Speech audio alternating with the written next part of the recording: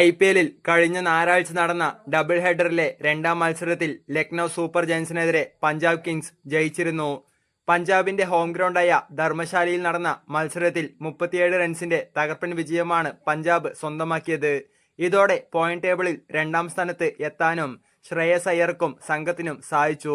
പഞ്ചാബ് ഉയർത്തിയ 237 റൺസിന്റെ വിജയലക്ഷ്യം പിന്തുടർന്നിറങ്ങിയ ലക്നൌവിന് നിശ്ചിത ഓവറിൽ 7 വിക്കറ്റ് നഷ്ടത്തിൽ 199 റൺസ് മാത്രമാണ് നേടാൻ സാധിച്ചത്.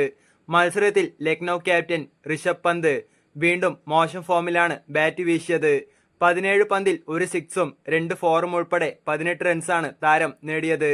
105.88 എന്ന സ്ട്രൈക്ക് റേറ്റിലാണ് താരം ബാറ്റ് വീശിയത്.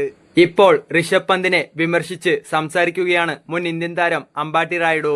അദ്ദേഹത്തിന്റെ വാക്കുകൾ ഇങ്ങനെയാണ്: ഈ സമയത്ത് ഋഷഭ് പന്ത് ബാറ്റ് ചെയ്യുന്ന രീതിയോ ബാറ്റിംഗ് ഓർഡറോ മാറ്റാൻ തയ്യാറാകാത്തതിൽ എനിക്ക് സഹതാപമാണ് തോന്നുന്നത്. ഇപ്പോൾ ചെയ്യുന്ന കാര്യങ്ങൾ അനുകൂലമല്ലാതിരുന്നിട്ടും അതുതന്നെ തുടരുന്നതിൽ പന്ത് ശാഠ്യം പിടിക്കുകയാണ്. ബുദ്ധിമുട്ടുകയാണ് എന്ന യാഥാർത്ഥ്യം അംഗീകരിച്ച് പാഠം ഉൾക്കൊണ്ട് കൂടുതൽ ശാഠ്യക്കാരനാകാതെ മെച്ചപ്പെടാൻ ഋഷഭ് പന്ത് ശ്രമിക്കുമെന്ന് ഞാൻ പ്രതീക്ഷിക്കുന്നുവെന്ന് അമ്പാട്ടി റായുഡു പറഞ്ഞു. മാത്രമല്ല, 18ാം സീസണിൽ 27 കോടി രൂപയ്ക്ക് ലക്നൌ സ്വന്തമാക്കിയ ഋഷഭ് പന്ത് സീസണിൽ ഒരു അർദ്ധ സെഞ്ചുറി ഒഴിച്ചാൽ ടീമിനു വേണ്ടി കാര്യമായി ഒന്നും ചെയ്തിട്ടില്ല. IPL ഏറ്റവും വില കൂടിയ താരമായിരുന്നിട്ടും ആകെ 12.80 ശരാശരിയിൽ 128 റൺസും 99.22 സ്ട്രൈക്ക് റേറ്റുമാണ് താരത്തിനുള്ളത്.